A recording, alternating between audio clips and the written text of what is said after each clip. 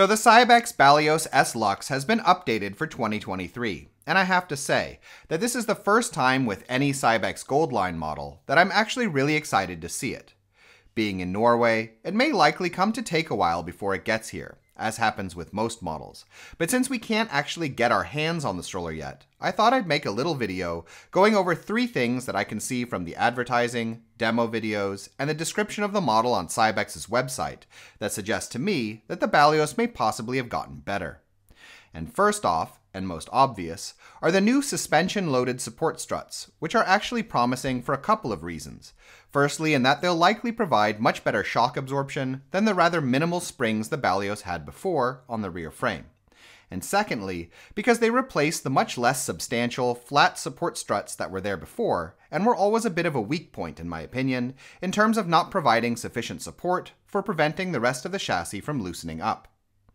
Second up is the welded crossbar on the rear frame, which is actually only the most obvious of a few points on the model where I can see that weak riveted connections between separate chassis elements have been replaced with sturdier singular components. Another point like this is visible higher up on the rear frame legs in the anchoring point for the support struts, which is also a welded feature of the same component.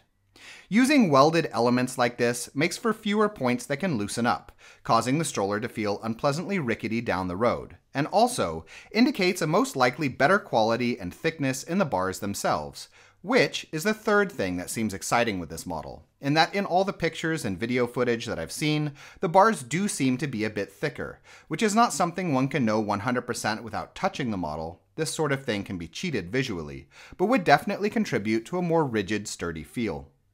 There are other obvious updates on the model that are also cool, such as a more accessible looking shopping basket, a seemingly longer adjustable leg rest, and that same fancy new car seat-like way of tightening the harness that's already been added to the Priam and Mios. But it's these indications of an increased focus on durability with the overall design that make me most excited about seeing the new Balios, and highly curious about what else may have been fixed with the model as well that can't be seen in pictures.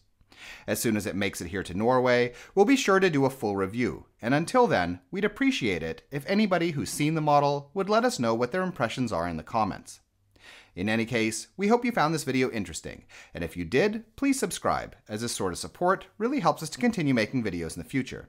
In addition, if you're currently shopping for a stroller, we have a buyer's guide on our Patreon page which lists a wide range of models that we recommend, with a lot of technical and lifestyle related information. You can find it by following the link in the description. Thank you.